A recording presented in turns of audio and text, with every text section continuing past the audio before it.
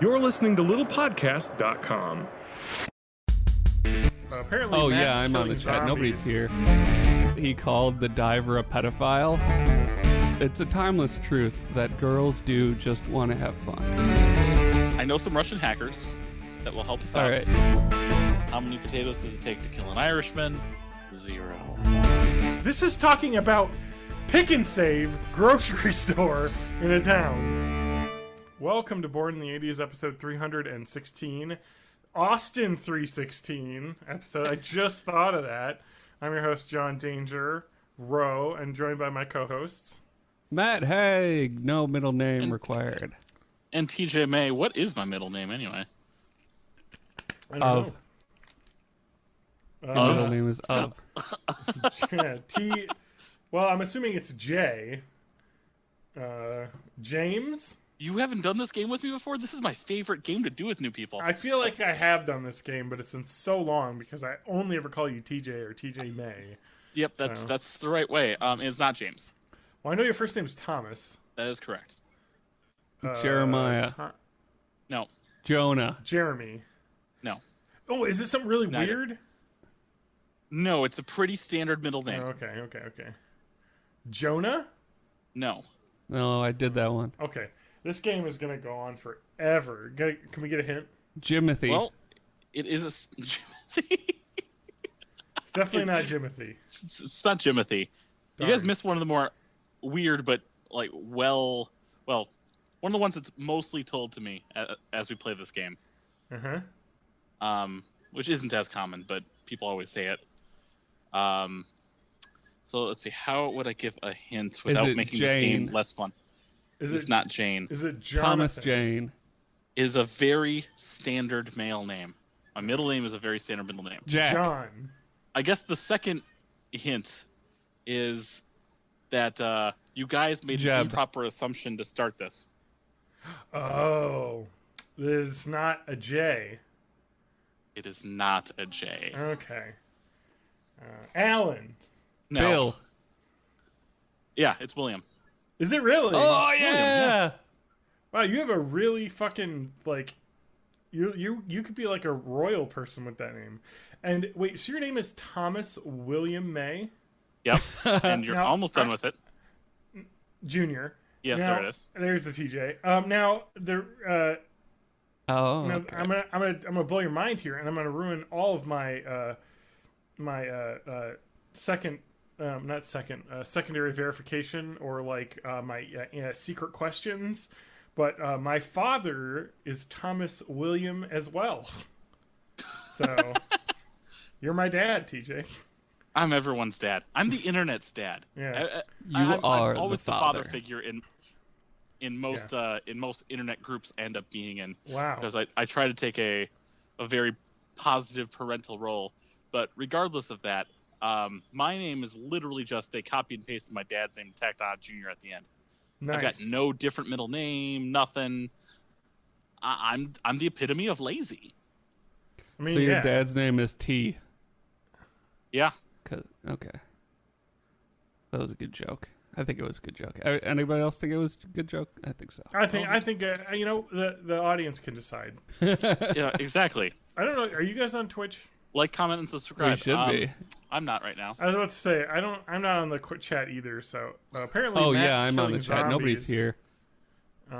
And stuff. It says. Oh wait. Feeling zombies. What were you streaming? Yeah. What the hell were you streaming? On No More in Hell. That might work Wait, on my new computer. Wait. You're streaming that? I wish Maybe we could've gotten that almost to a work. year ago. I wish that. Oh.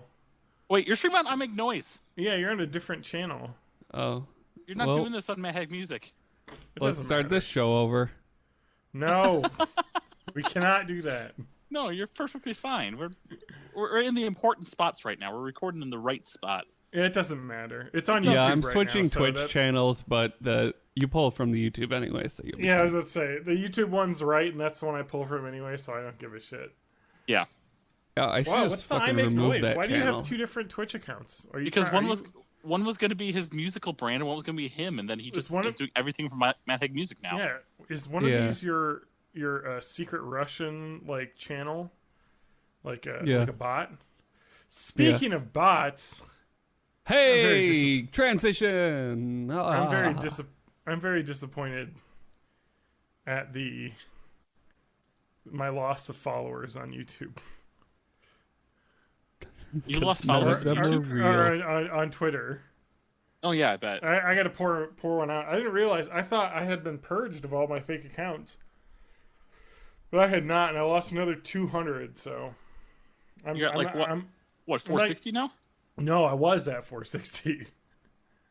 I'm at like 260 now. I was at 2,500 at my high point of. I'm at 58. And again, I will say this and reiterate again. I purchased followers for myself on the podcast. I'm going to be open with that. It was a great episode because it was a goof. Because we're talking about how stupid followers are on Twitter, and how wasn't that when Lance dropped Twitter the first time? No, so yeah, I bought Lance like 2,000 followers as well, and then he just dumped Twitter at like 3 months later. Yeah, it was like I could have your investment. Well, I was gonna put him on Mercury, formerly Tyler. Mercury was going to and not tell him, so he would just see the jump. And then I thought that would be kind of a mean thing to do to him. I knew I could do it to Lance, and Lance wouldn't care, and he didn't even notice until I told him. So it really worked out. Whereas I thought Mercury would maybe get like sad that I like faked him out. Like it's like that. I don't know if you remember that. Improv Everywhere or Improv Anywhere. When they show up to that band's show. Yes, they show up to that band show and like pretended to be fans and like went on their like MySpace and learned all their songs and like we're like, hey, we're singing along, and they're like, this is the best, and there was like best gig ever is what they wanted to call it. And then like the band was pretty split over it, like on whether or not they liked it, because it's kind of like one of those things. It's one of those things where it's great when it's happening, but then when it's over, and it's like, oh, that was just like a one-time thing, I guess. Yeah. And it's. I mean, I see both sides of that, because you had a great time. I think you got these strangers to interact with your music at a level that they weren't going to ever. You know what I mean? Is people never would have listened to you anyway. Got to experience the show, have a good time. You had a good time, and that's it. There's a little deception there, of course, but I mean, I don't know how different it is of just people showing up anyway. I don't know if they were lying, because they came to the show and sang along and had a time, and I don't know, but yeah. So I didn't want to do that to Mercury, so I chose not to. Can I call him MS? I think so. Mercury Stardust? I think that's fine. All right. Lance has more followers than me. Yeah, well, Lance is also probably like on gay Twitter and like sharing like selfies and whatnot. He is. So I haven't checked Instagram for a while, but like when I was looking at it regularly, he posts like 15 Instagram pictures a day. It's insane. It's like my feed all of a sudden was like entirely Lance.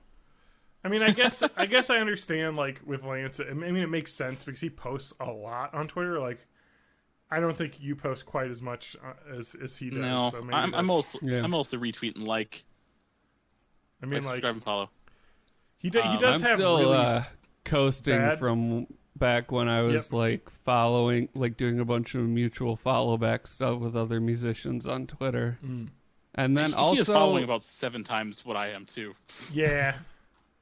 He is following more accounts than I am, even. What's your self-worth, Matt? Are you followed more than me? 920. Oh yeah. I'm following 75. What? This is Matt's show now. Sorry. No, like I said, this is just from like I went through a long phase a few years ago. I would just like find people that were following musicians that I liked and follow them, and then if they followed me back, talk to them, and brutal. What? It's just brutal. You're only following 75 accounts. And you only have 19 tweets. Oh, because you... Because he keeps purging them. Yeah. I also get targeted by a lot of people like trying to sell me promotion I get services those and too. stuff. Twitter's like, Twitter's a mistake. This is number one thing for musicians on Twitter. Buy it here. Yeah, we'll I only get it from the the podcast, whatever. But I have overlap with the game devs community a little bit, not a lot, but here and there.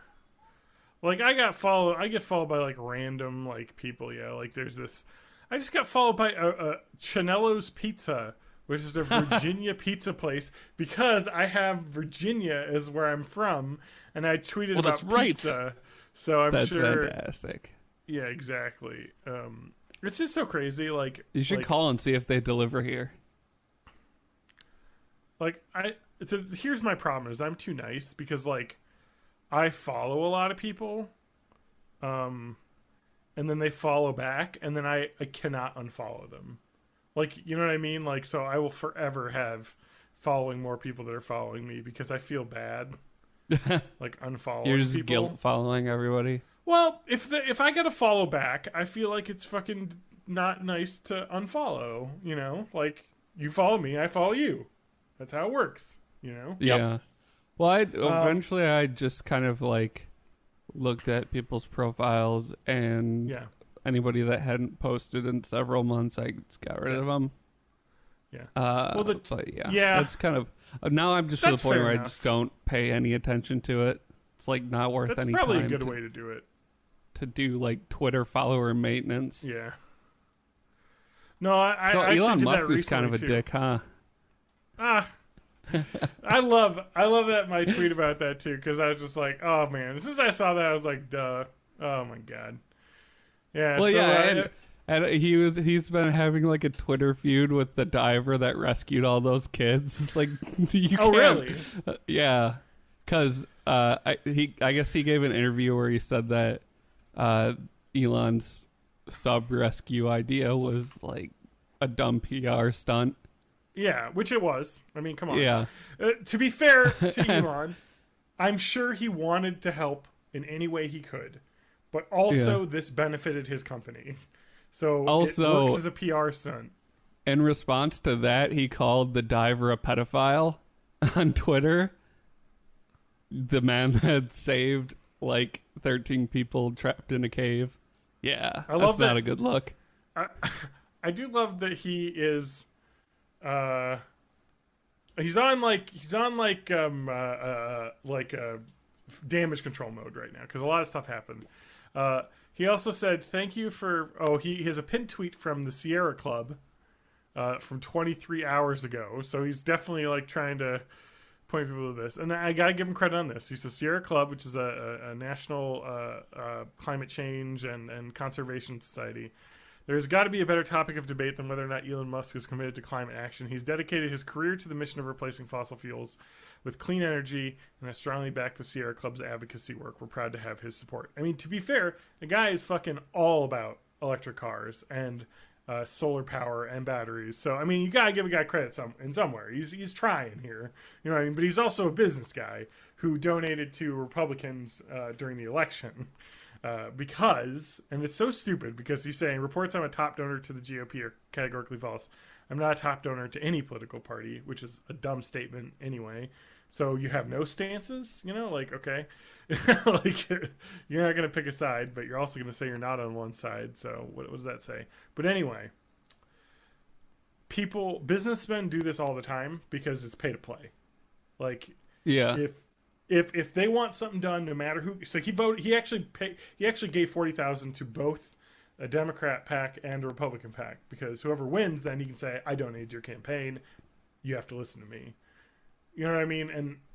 And I understand like that it's business in his mind. You know what I mean? But it doesn't look like that. It doesn't feel in the way politics is on.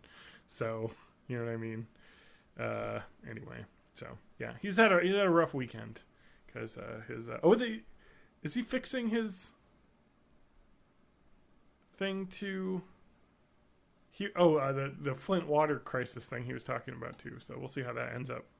Somebody basically was like, I think "Hey, he just donated some money or something to that." he actually specifically tweeted saying, if you live in Flint and you can't drink your water, DM me and I will send a crew out to your house and pay for them to replace all the pipes. So, I mean, if he's doing that, that's a really direct way to help people specifically. So, but I think the problem with, and this is a problem that we didn't get into the ArenaNet thing, but like when you work as a business person, Twitter becomes personal because everyone who's not a brand uses Twitter as their personal account. So anything said on Twitter just feels like person to person.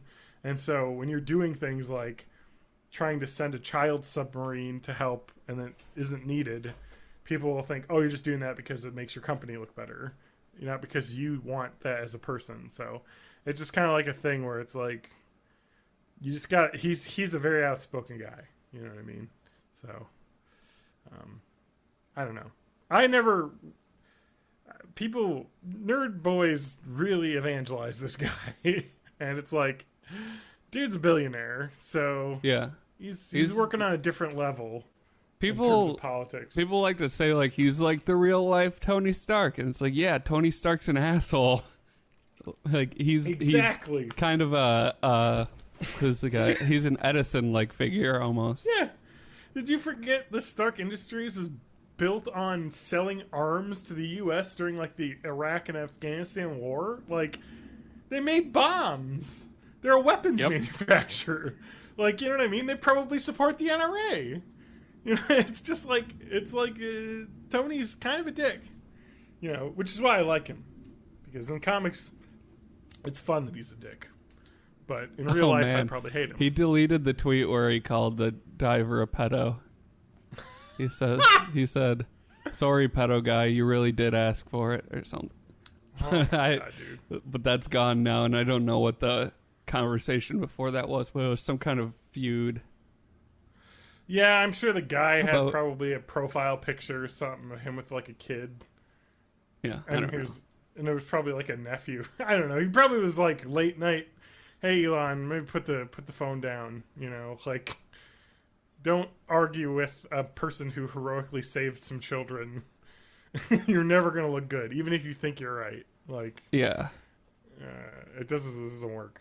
That's a PR. The only way you could do something like that is to be like, I think my solution would have worked, but I'm glad that yours worked. Exactly. I just care about the children. We'll agree to disagree. I thought this would work, you know, but you guys got a different way that worked. All the children survived, you know, like, it worked out. Like, no problem. There's no reason to argue about it now. Like, anyway. So there's a trending hashtag called old password hints, and I feel like that's kind of just like a massive phishing scheme. Like somebody's just going to scrape all this data and then compare it to another set of data where they have these hints and they'll be able to match accounts to people. Oh, I could talk about a couple other Twitter tricks as well that I learned if you want to boost your follower count, everyone. I actually learned a couple of these from Jake Paul, so I mean, dude's good at getting followers, so fair enough. And it was actually interesting because I can't remember, it was on Huffington Post or something, but they actually paid for and like watched all of his like social media like how-to guide like course that he created, like the class, and they were like, dude's a dweeb and a loser, but boy is he good at social media, because like he had all these like tips and tricks. One big thing to do, and this is something I've done with the Born in the 80s account, is find creators that are similar and mass follow all of their followers, and then go back a couple weeks later and unfollow anyone that doesn't follow back. That's what I was doing with the music stuff, and there's a tool I was using. I think it's called like Crowdfire now, but that made it. My dog peed and pooped outside. Sorry, that's fun. Yes, outside, outside, or just outside of your room. Outside. She did it correctly. Well, that's good. That doesn't really seem newsworthy, though. But I'm just saying, she popped into the room literally to say that, so I didn't hear what you were saying. Can you go back like 2 seconds? I was doing that same thing where you find a creator that's similar to you when I was like actively trying to promote music on Twitter. Yeah. But I was using a tool that I think is called Crowdfire now. I don't know. They changed their name a couple of different times. I really should do it for the podcast Twitter account. Yeah, it was super easy, and it's as long as you're legitimately trying to find people that you think would be interested in your stuff. The whole point is, and you're like not automating it. You're like actually talking to the people that follow you back. I feel like that's kind of okay. Yeah, the point is that it's like I'm trying to. You're interested in this thing. I think you'd like my podcast.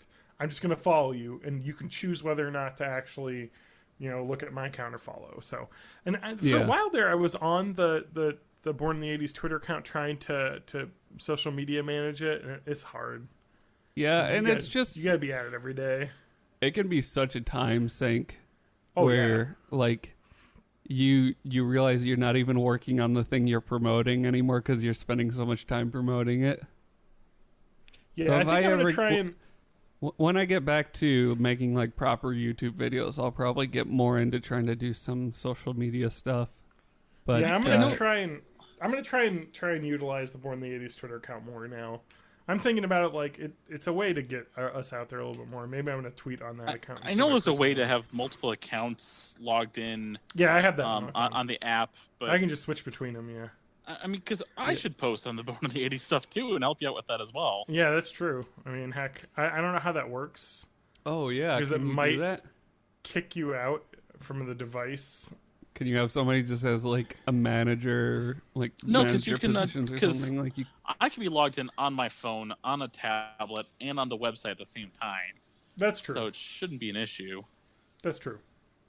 All right, let's see. I'll just log in on TweetDeck, and I will change the password and just log it. Tell me the login information right now out loud. Yeah, I'll say it out loud. Okay. And the new password is going to be where is all the beef? 1, 2, 3 password 321. I mean, that's actually not impossible to crack, but password is a great game show. So no, what was I going to say? Yeah. And what was the other thing I did? Oh, one other thing that Jake Paul said is. On different accounts. This is actually, it's fucking genius, by the way. Different accounts, you can, if you're not verified, use tricks to make it look like you're verified. Yeah. So if you look at my Twitter account now. I think you've mentioned this before. I had that's why you've got that like silly little thing. It is now a little meteorology hurricane symbol, which looks a lot like the verified check mark. And so that's just in there. But I question how much that check mark actually matters. Do you think people are I will tell you it matters. More than you think. It's more than you think. I was following Chance the Rapper, and he tweeted something, and I saw that he can continue the conversation, so I opened it. And there was another person, the exact same profile picture, the same name, and they were tweeting about some giveaway, and I clicked on their profile, and it was a different account. And I was totally fooled by the symbol that I'm using right now. Because I thought it was the verified check mark, and I thought like, oh, what is he doing, a giveaway? Because I know Chance is very much a philanthropist. He gives a lot of money away and stuff. So for the Chicago areas, I was like, oh, maybe he's doing like a contest or something to like raise money. And it's just a fucking account. And I reported the account, and it was, I believe it was deleted because it was just trying to like trick people into following him. I'm not impersonating anyone. I'm just but have a little like that got you to click it, but it didn't. Like, I don't know. It didn't do anything. I'm just saying, beyond that.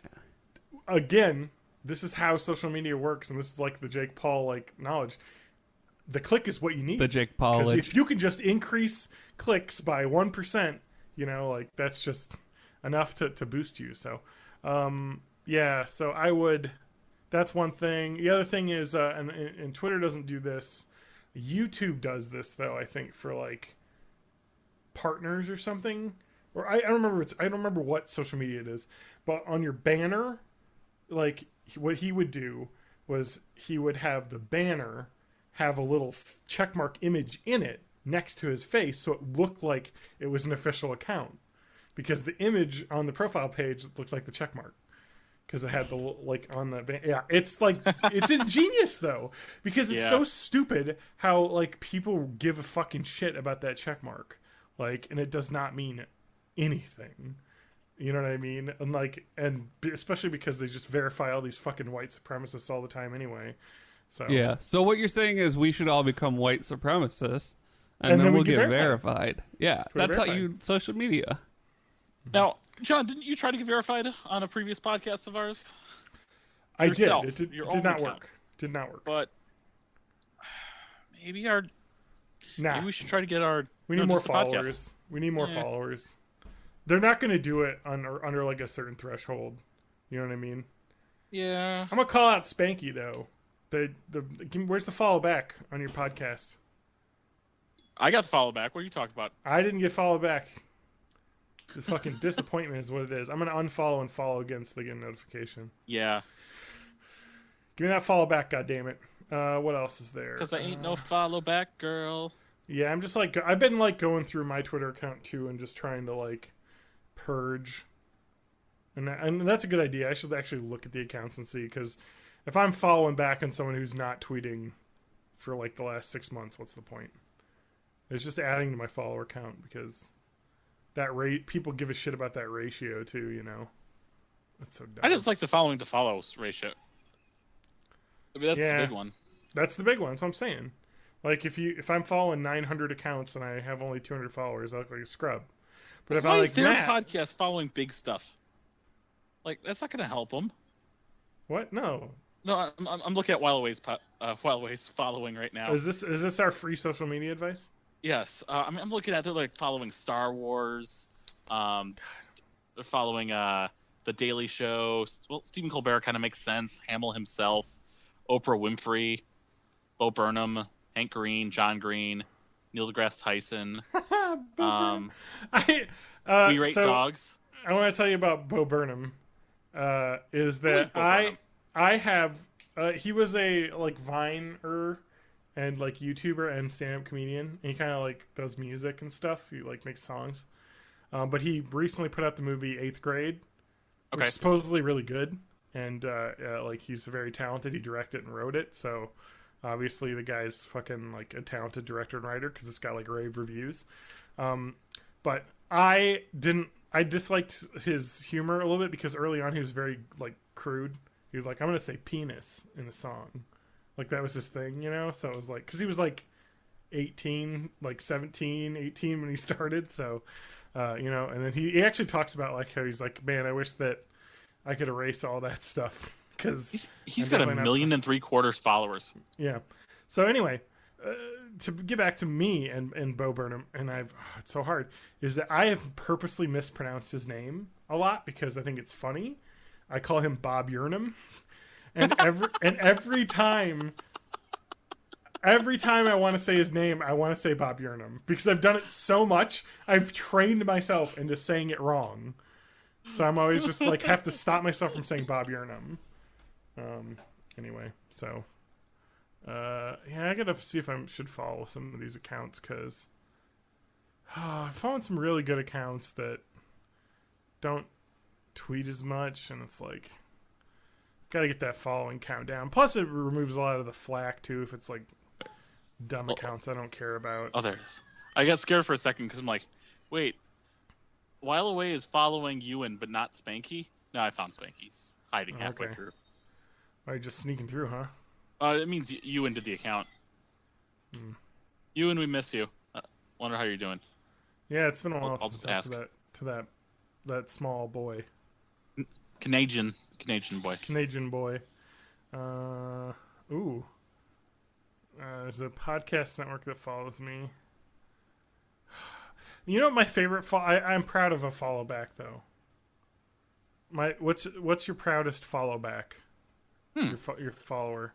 My proudest follower is the ex-president Barack Obama is following me. Nice. He is following, I think, 200,000 accounts. So, But still, yeah. he could easily be following 2.5 million. He could be, but he's not. And so he's I'm following 200,000. I'm one of like the 200,000. 10% he is following. So Exactly. I don't know why. Matt leave? Matt's probably peeing. He's been peeing a while. So I don't see his picture because my internet, but see who is following me back, or just it following looks me like at I all. have a fake follower still on here. So Yeah, that's gonna happen. No, it's not. Because I'm following them. But they haven't tweeted anything, so I'm gonna unfollow them. I'm I mean, sure your wife- actually. Your What? wife is following me. Oh, okay. Let's see. It's so crazy that Barack Obama follows me back. I don't know why. Maybe he's following 2 million people now. Let's see. No, he's actually following 600,000 out of 100 or million or however many he has. So, like, it's fine. Well, my favorite joke follow back is from the quote official Mario and Luigi Twitter account. Oh, is that the fake Mario and Luigi Twitter I have? Yeah, that's no, yours. it's the official one.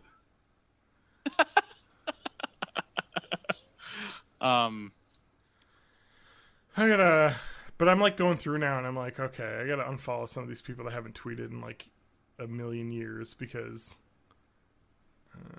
this person has tweeted since 2016. Unfollow. And now I understand why I got these. Is because on Reset Era, there was a bunch of like those Nintendo mobile games. I put my name in, and it linked from Twitter accounts. Okay. To like be friends in the game, so I think I'm just a bunch of people that just have a Twitter account to link to things, so I can unfollow them because they're likely not reading anything I follow anyway. I would say that the three biggest well, not even biggest, but the three I'm most proud of. One is, I'm gonna say technically a coworker.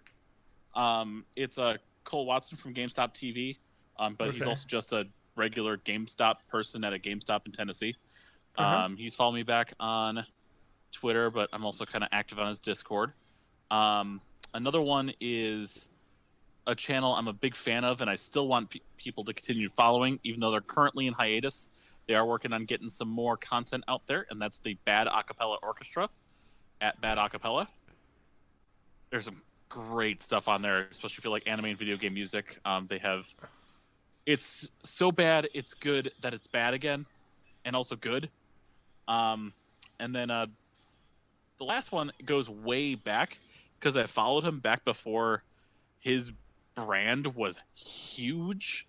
And that's Roger's Base. Roger DeLuigi, who was one of the other contract people that, like me, that did that 2-month stint for working for Nintendo, just doing some brand ambassador stuff at retail stores.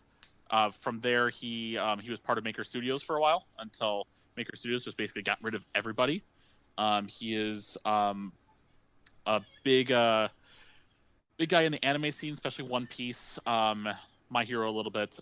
He still does brand ambassador stuff with Nintendo of America, who gave him a Switch, and he's been getting games upon games and like pre-release visits to be able to play stuff early.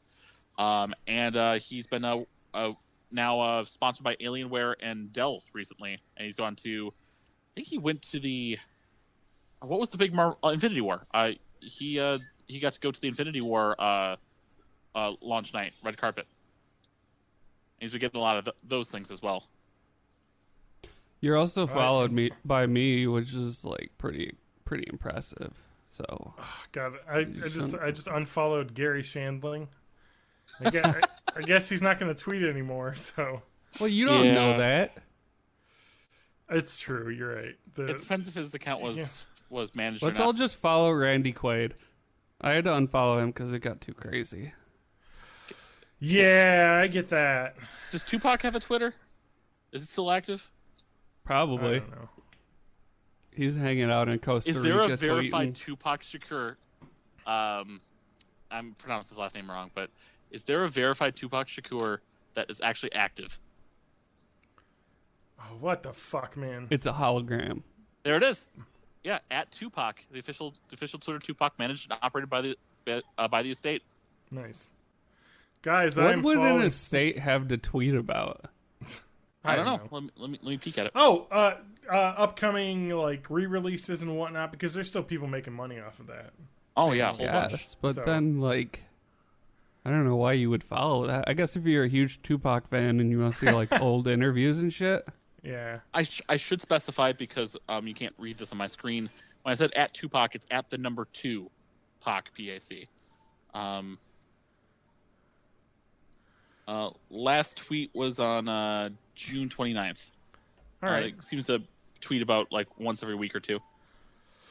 Gosh, we're just Twitter people. We know everything about Twitter. Yeah. Also, everybody delete Twitter. It's garbage, and It is don't a go on it fucking anymore. nightmare. It's a And before you do cesspool of that, shit. delete the app. Don't delete the account, and follow us first. Yeah, That's true. Leave the account. that is true. Leave us a follow. I think if we take over Twitter, we can make it better. One could even say we could make it great again, but we need to execute a coup first to take over. So Okay. I know some Russian hackers that will help us all out. right. Don't quote me on that. I think we need to have a meeting in a couple hotels. We got this. Let's bring in man. Guccifer 3.0. Yes. Oh my god. Let's not talk about that. I don't want to get brought down. I mean, maybe it's a hopeful thing. But anyway, I need to stop going through my Twitter. Let's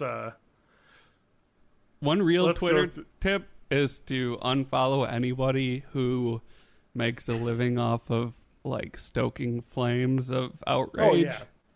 Yeah. Or even if they don't make a living off it, like, I don't know, I had to unfollow certain celebrities just because, like, I can't be that angry all the time. And literally all you post about is stuff that should make me angry. Yeah. Speaking of, let me just continue my Will Wheaton beef that exists. Will Beefton. Don't like him. It's the Will Sorry, Wheaton song. I'm just looking up a tweet here. Okay, so sorry. Will Wheaton here. Let's see here. He tweeted in the 20. Wait, I want to read the first one first here. Great work, Bernie Bros. Glad you didn't think there was a meaningful difference between Hillary Clinton and Donald Trump. Bravo, guys. He tweeted. All right. Yep. Cool. He also tweeted. That's a really constructive comment. Well, yeah. Well, anyway, he also tweeted, Will this account mocks fascist Wheaton? God, he is so fucking hard for himself. I'm shocked. Here's another tweet. I'm shocked, and I'm sure you'll understand that before I'm ready to make a public statement about my best friend to 3 million plus people, I need some time to process what's going on, put words to my thoughts. Thanks for listening and understanding. Of course, he's talking about Chris Hardwick. I'm sure a friend of his who was accused by a former girlfriend of sexual assault and mental being a harassment, super sexual... like emotionally abusive douchebag. Yeah, basically. And of course, so he can lash out about Bernie Bros and whatnot and make a stupid statement, but when it's about this guy who I'm sure he makes money with, he's got to be like, well, it might affect his I gotta have a brand, PR statement about this. Yeah, exactly. I don't think. I also want to make it clear that I don't hate Will Wheaton. Like, you know what I mean? Like, I say that, but I just like to make fun of him because he's just one of those people that same deal with like Elon Musk, where people just put him on this like god pedestal. Yeah, and the higher people elevate people like that, the more tempting it is to try and just like knock them down a peg. So I get that. Yeah. Well, and like people like Will Wheaton are also, you know, a little older, and they're on social media, and they've got their own brand, you know. So it's just it doesn't feel genuine, I guess, you know, when you have someone like that who's very much their own public image brand as well, because they're just like, you know. I liked his voice narration of the Ready Player One book, though. He did a really good job with that. I'll give him that. I think I said that too. So I mean, the guy's not incapable of good work. I just think that he's like one of those people that's like monetizing his nerdiness, and it feels not as genuine to me, I guess. Yeah, you know? I get that. And that's a little gatekeepery as well, and that's something nerds do a lot, you know. But and looking at him when he was in Next it's Generation, just when nerdiness becomes a brand, it gets a little bit like skeevy to me. Yeah, it's like, well, we're so nerdy because I read the Lord of the Rings book once. It's like, okay, but come on, like, are you in sweatpants fucking waiting in front of the GameStop to open so you can buy the new fucking Pokemon card draws and get your fucking packs. Like that's it's the not nerds. even like it's not even like I'm just like, oh, you're not a real nerd. It's just like when people put wrap too much of their identity into that label, into like any single label, it just kind of annoys me. Yeah. Again, I'm not saying he's a bad person or anything, but you know, he's just... I am. Come at me, Will Wheaton. Let's put the feud on here at Will Wheaton, man. Hashtag man. Twitter beef.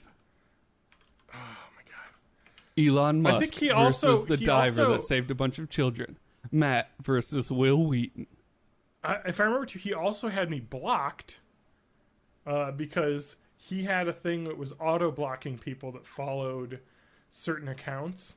And I was following my favorite Twitter guy, Charlie Kirk, founder of the Turning Point USA, which is the professional college student gaslighting company.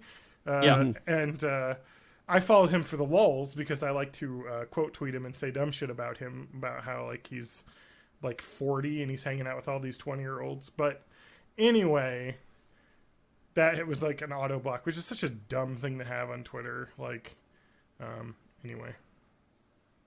Yeah. He's this is weird. He's just a it's just a little. He's a strong. He's strong just Twitter like account. us. Yeah, exactly. Anyway, that's enough. There's enough Twitter beefing. Get those We've got enough beef on the plates. nerds! Exactly. All right. We actually were all pretty engaged on that one. That's pretty good. That's good. TJ, Yeah, you it's ready to also talk really about good in the your- middle of the podcast to talk about, like comment on the podcast that's happening. Well, okay. really I good. just want to say this because I've been actively listening to the podcast. I listen every week when I edit, and I know I talk way too much, and I want to give you guys more time to talk. So I'm just like I'm a person who likes to railroad conversations, and I know this, and I try and back off because I want you guys to be equal parts of the show. So I'm also behind. I'm behind on the podcast about 3 or 4 episodes right now. Well, they've gotten shorter lately, so Yeah, that's my fault. about an hour and a half. Well, I could talk about my big development for the week. All right, it's pretty that's good. important. I like Get on a the one national thing that scale. happened to Matt out of the way. So, like, I don't know. I might be the first person to have discovered this, but Yeah. did you guys know that there are some games where playing with a controller is a lot better than playing with a keyboard and mouse? No. Yeah, I it's know, not like we had it's a crazy, 20-minute right? diatribe It sounds The mouse- crazy, but trust me, it's true. The mouse is the greatest. especially Get if you're this mouse shit- only. Get this shit out of here. Nobody wants a Nintendo controller. No, yeah. So I finally believe I got bought this. my Xbox controller to play Snake Pass and exclusively to play Snake Pass, Well, there's plenty and of it other does games, make a Matt, big that it'll work difference. with. Yeah. It's like I mean it. I'm not saying anything that nobody that's listening doesn't already know, but like the way that a game is designed, sometimes that like analog style control where you have like a finer control over various movements and things makes a huge Well, like the idea difference. with like a stick is you can just turn it a little bit with the analog Yeah. stick and you get a little movement. When you're using the keypad on It's either the on number or off. keys, it's on or And off. it just it's not- like feels a lot better to play it like Yeah. that. I don't even know if it's like actually controlling better, but it feels more like Yeah. how the game was meant to be played. That's like the Controllers. difference between Super Mario 64 and Super Mario 64 DS. yeah. I mean, while there was technically analog ways to play that game, it was not fun because you use a touchscreen for that. Yeah. Well, Matt, another game you could play with a controller. Yeah. What's that? Hollow Knight. Hollow Knight. I Do bought. I have? Hollow I think Knight. I have that. I think that was You one of the might. Twitch giveaways. It could. Can I be. play Fortnite with a controller? You could. I wouldn't. I Not do. if you. Not if you don't have to. Can I hybrid it so I can still use my like number keys to switch stuff, but I can aim with a controller, and then I'll put an aimbot on my computer. Hell yeah! Get them kills. Own those noobs. I spelled it wrong. I spelled Hollow Knight wrong. No, I've been playing Hollow Knight. It's a game that came out. Playing on the Switch? Yeah, I got it on the Switch. It came out on Steam. I'm trying to look at the dates here. Last year, right? No, last February. And then a couple months ago, in June, it launched on the Switch. And I just wanted because I remember seeing this. It's very pretty. Yes, it is gorgeous. How does it play? Is it like Meat Boy-esque where it's like super difficult? Yeah. Okay, so yes, this is good observations to have here. So like Meat Boy, it is definitely can be super difficult.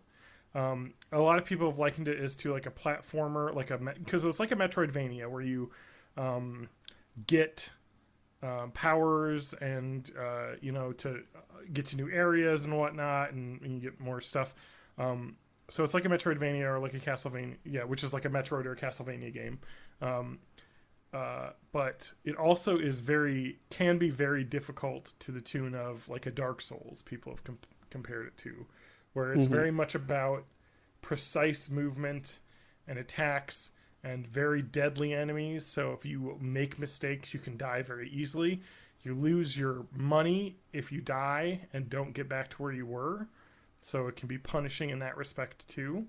I have not gotten that far into it. I've just beaten the first boss.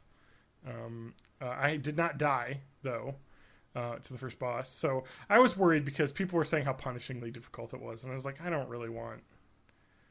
What's the combat? Like it looks like you have like something that you slash with. You have a sword. It's not like it's called the nail. Mario style you're like jump on their head combat.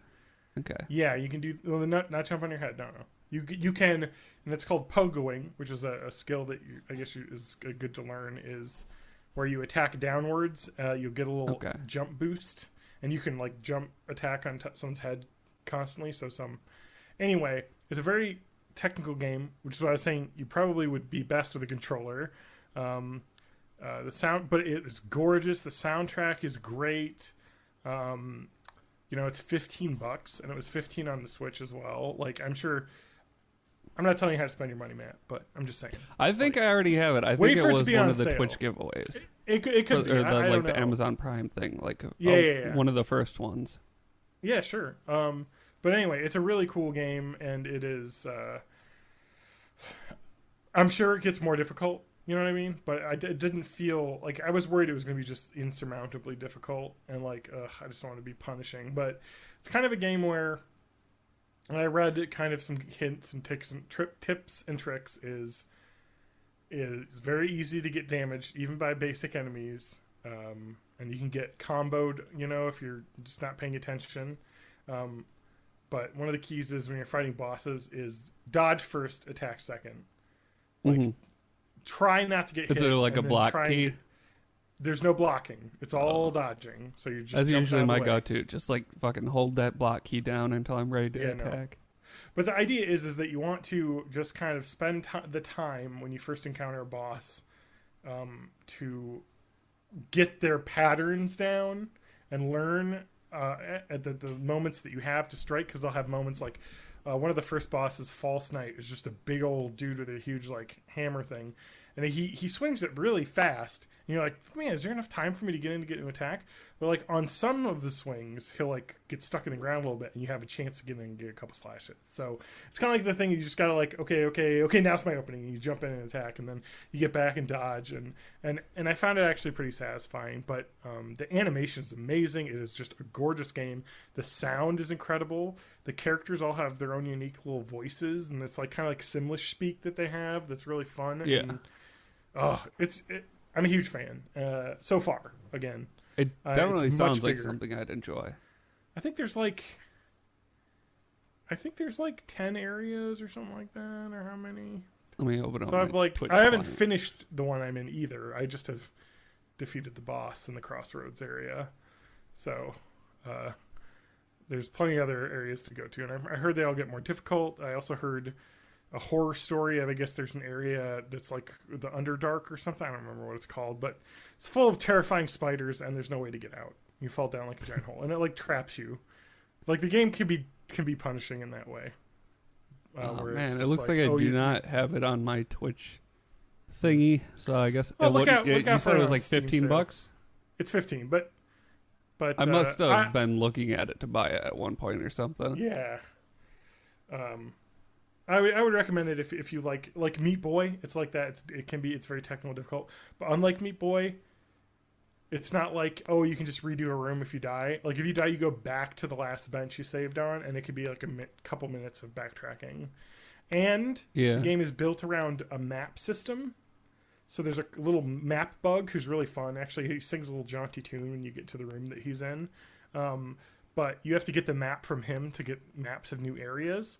And then you can buy your own like map tools to be able to like fill in the map as you explore.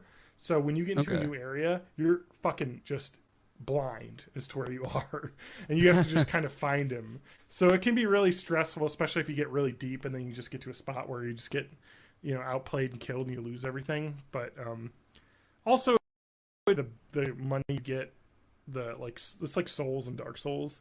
Like every enemy you kill, you get them. So really, honestly, if you lose a bunch, you can get it back in like an hour of running around in new areas and collecting. So it's not like the end of the world, but it could be very disheartening to lose a lot of progress if you get into a new area. So, but it's just so gorgeous to look at. Like it's like worth exploring. It gives you a good feeling, like when you get into a new area where you're just like, I gotta find everything, and it's all brand new, and I don't know. It's a good feeling. And it's cheap, and I don't know. I guess I might buy it on Steam too if it's ever on sale. Yeah, it cannot be said enough. The music is just like, it's like sad like cello and piano music, and it's just like rain sounds, and it's just very cool. Like, yeah. So the only problem is I tend to get like frustrated quickly in games like that. Yeah, because I suck so bad. That's why I was like, it's hard to recommend because I'm worried. I was worried myself, and I found to not have that problem, So I'd probably just take it in small chunks. Like with Snake Pass, I'm just doing like one level per day because I'm getting all the stuff, and it's easy to get super frustrated with it. Oh yeah, I've seen Snake Pass played, and if you just, screw up your movement and you just fall and you're like, God damn it, you have to start over again, and, from the checkpoints. And the worst part is when you haven't fallen yet, but you're dead. Like you're just in a position where there's nowhere to go. You just fall, and you're just like slowly slipping. Oh, yeah. Just like being a real snake. Yeah, I will just say it is stressful and difficult, but also the combat's really tight, so you feel like if you're engaged and doing well, you can do well. But it's only, and the reason why I bought it was I was worried about that, but I was like, it's $15. Like, it's so cheap. It's like, I'm sure I'll like it, But if you buy it on Steam, Matt, don't forget you have a Steam refund. So if you just play it for like an hour and end up hating it, then you can just... No, I can't imagine that I would hate it enough to have to return it, even if it was frustrating. The other thing I've heard about the game, too, is that it also has a really slow start. And looking at some of those videos on the Steam page and the amount of abilities, I'm like 2 hours in, I have one ability. Like, I think that you get a lot more stuff, like, later on, but, like, in that first area is kind of more about teaching you to get the hang of the basics of your movement and combat with your main weapon. And then you can get all sorts of crazy, like, spells and powers and stuff, like, further on, so... Yeah, I'm looking forward to jumping back into that. All right, let's move on. I think before TJ talks about his stuff, I need to go get another drink and use the bathroom. So okay, if you guys want to just vamp for 30 seconds just talk about me or whatever. Keep in mind, I'll hear it when I edit. So I'll be right back. No. All right. So how about that John guy? He's the fucking worst. What? Yep. Who's John? I don't know. Yeah, exactly. I bet his middle name's not even Danger. I bet that's all a lie. You know who I like better than John? Will Wheaton. And Elon Musk, I guess, to keep calling back to that. Yeah, I don't know. Is there anything you want to talk about before John's back? Anything? I don't know. Have you been working on some music lately? I have. I've been working on. I'm trying to kill this, but my audio program is a little bit slow. I've been working on a cover of Cyndi Lauper's "Time After Time" for like over 2 months now, and it's almost done. But like, I'm at the point now where I'm like trying to fix up the vocals and find the right amount of auto-tune to make them not sound like garbage, but also not make them sound like T-Pain. And I think I'm just gonna not do anything with vocals for a while because I'm not a very good singer. But after that, I'm gonna do a kind of a grunge rock cover of. Well, no. It's not grunge rock anymore. It turned out to be weirdly cyberpunky cover of the God of War theme. So that's gonna be fun. Awesome.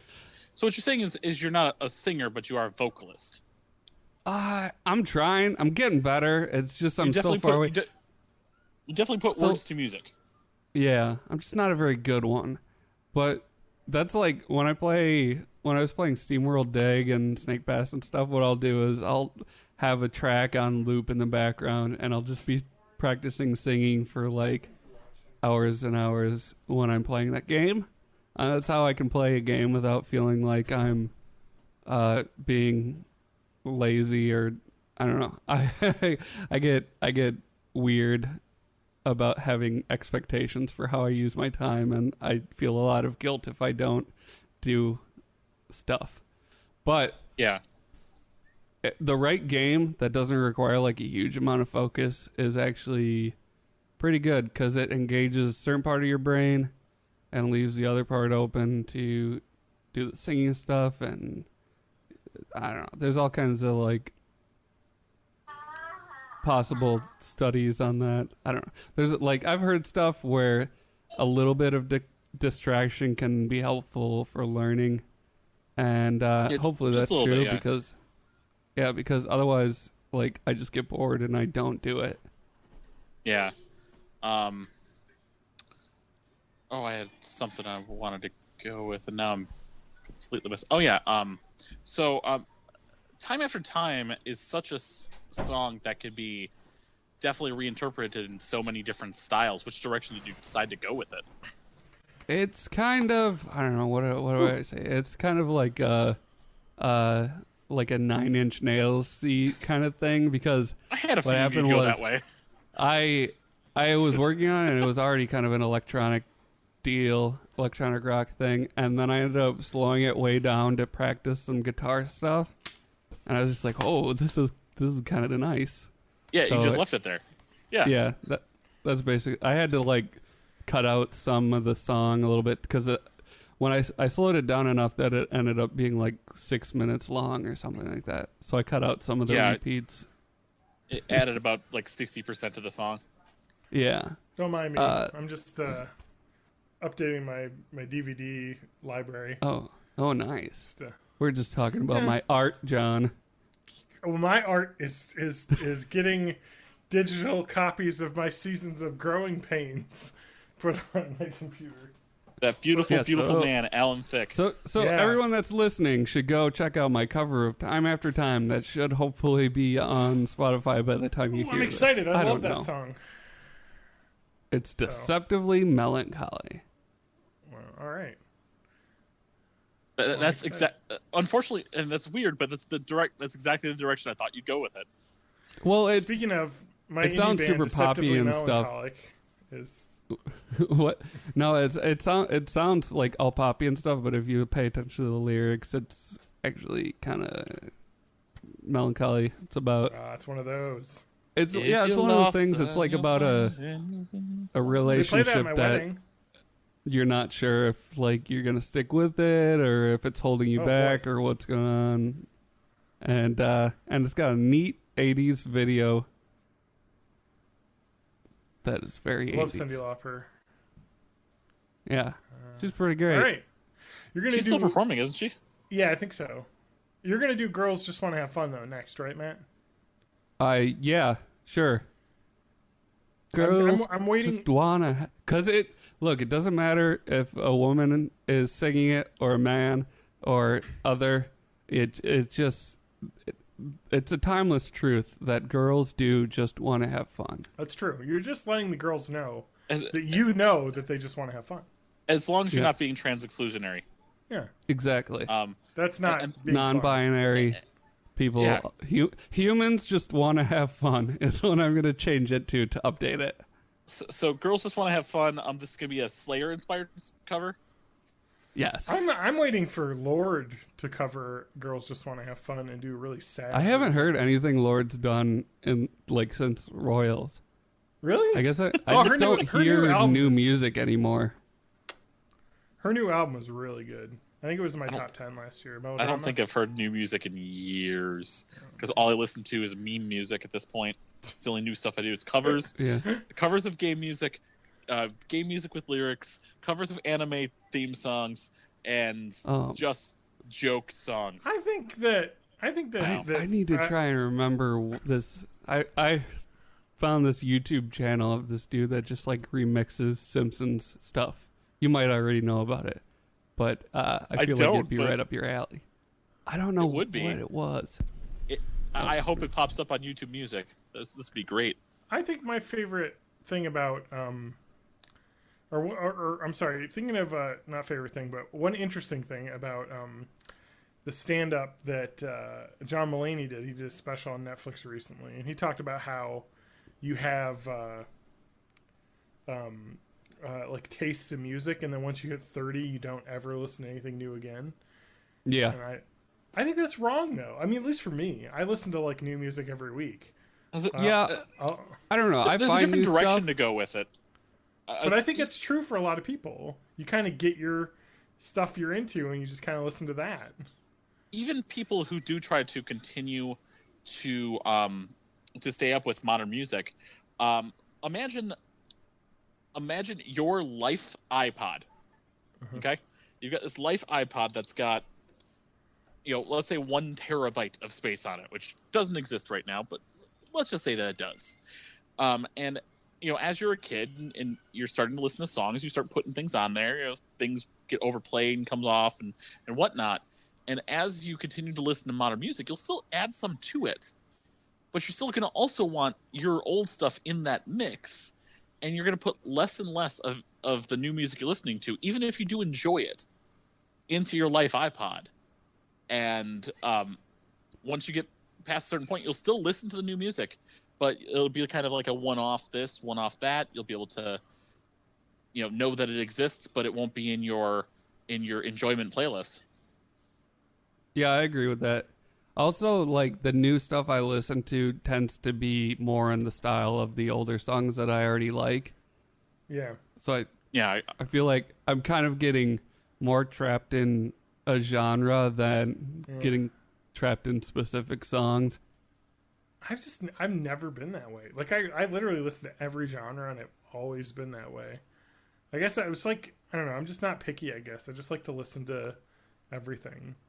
I mean, I'm not against modern music. I just don't give myself the time to listen to it. I'm looking. I spend so much time 10. listening to podcasts that I just don't have time to listen to music. See, I have to listen to music now because at work I can't listen to podcasts as much because I actually have to write stuff, type a lot in my job, so I can't listen to people talking because it's just. But music's okay. So my top 10 albums of 2015, which I never published this. I was going to do it on the website, but I didn't because I got writing and then I got too busy. I have 3 rap albums, 3 indie rock albums, 2 country albums, and a pop album. But I'll go through them right now because I'll just go through the list real quick because this is the best albums of last year. The one that was number 10 that I chose to not make officially part of the list was XXXTentacion's 17, which he died a couple weeks ago when he was shot to death. This album was, I guess I couldn't do because he is a very much a serial abuser and he abused his pregnant girlfriend. But the album is incredible, musically, but he's a horrible person, so I couldn't put it officially in the top 10. Then there's the Migos album Culture. It was, Trap's coming out party. Greg Allman's last album Southern Blood was really good. It's number 8. St. Vincent's, it's number 7. Mass Seduction was awesome. SZA, that's I guess R&B and pop. Control was really good. Lana Del Rey, Lust for Life, number 5. Kendrick Lamar, the Pulitzer Prize winning album Damn was number 4. I'm not a huge fan of Kendrick Lamar. I guess I just don't like his rap style. This is better than some of his other albums, but Lord Melodrama was number 3. Number 2 is Margot Price, All American Made. It's a country album. Incredible, by the way. She's very much outlaw country in a fun way. And she's Jack White's new record company darling person. She's really great. Sings duet with Willie Nelson, it's pretty good. And then Kesha's album Rainbow was number 1. And that is the correct number 1 because that was the best album. Because she had, if you remember, Kesha had that. I guess I said this album is basically like the Me Too movement album. Because it's about her working with Dr. Luke in her previous albums. And this is her first album post getting out of that issue. And so she basically sings a lot about that in the album, talking about that. The album opens with the song Don't Let the Bastards Drag You Down. And I didn't realize that her mom was a songwriter for Dolly Parton. Oh, really? And she sings a duet with Dolly Parton on it too, and it's really good. So it's fun because there's some dance tracks with Eagles of Death Metal that's really fun, and there's some like songs about like basically forgiving people and moving on and saying it's not worth and like it. the Eagles of Death Metal have their own version of Not Letting the Bastards Get You Down with like that whole concert thing, the terrorist attack that they had to go through. So really? Yeah, they were. I forgot about that Paris show. Yes. God damn. Anyway, but that album was incredible, and Kesha's amazing, and fucking Jerry Seinfeld can go fuck himself. What? Protect him. If you want to look up a fun meme, just look up Kesha, Jerry Seinfeld, because they were at a red carpet event, and she dresses in an interesting way, to say the least. She wears a lot of very colorful things and jewelry in her hair, and I think she had stuck-on jewelry in her head and everything. But she goes up to Jerry Seinfeld and asks him for a hug because she's such a huge fan, and he's like, "No, I don't know who you are." he did the "I don't know you" to her in front of cameras on a red carpet thing. And so it's funny though. She actually said he didn't even apologize for it ever either, because you're Jerry Seinfeld, you have billions of dollars or whatever, so you don't need to apologize. But she said she was like, "Oh yeah, I'm stupid. I watched Seinfeld. I should know he's not a hugger." So I felt like I was in my own episode of Seinfeld interaction. So it's all right. She's good, but I don't think she was saddened by it too much. All right, TJ. Sorry. Let's talk about you. You got a thing. Part two. All right. So last week we talked about my my fun misadventures of. Wait, hang on 1 second.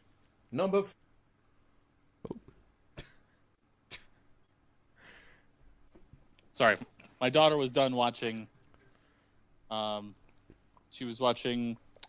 She's just watched 7 episodes of Steven Universe. Okay. Okay. It's a good show. Well, yeah, I'm catching up on it right now, Nice. which is why I'm behind on our own podcasts and other podcasts I listen to as well. Anyway, so last week I talked about how my my last living grandparent is no longer living as of the end of the day, 4th of July. 95 years old. Wow, yeah. I don't know the exact. Incredible. Last week I didn't know the exact age. Today I do. 95 years old. He was born on Easter Sunday, April 1st, and he died on 4th of July. And he was a World War II vet, so it's somewhat fitting. Yeah.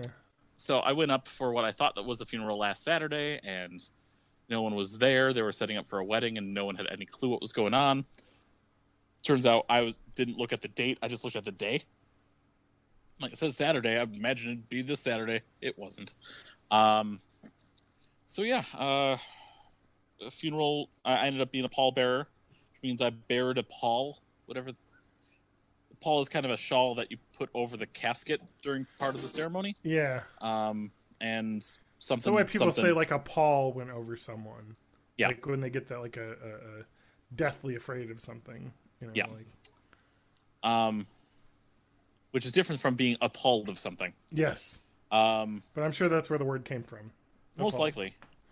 But yeah, I mean, I got to see a bunch of my relatives. I saw 4 of my 5 siblings. And